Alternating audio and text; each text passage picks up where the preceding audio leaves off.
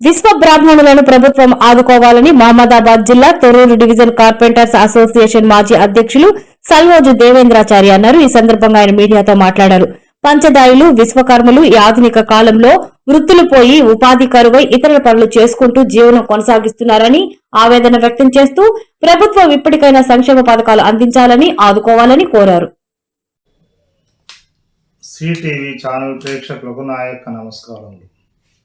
నా పేరు సల్వోజ్ Devendrachari, Shivshankar sawmill division Thorrur విశ్వబ్రాహ్మణుల సంఘం మాజీ అధ్యక్షులు.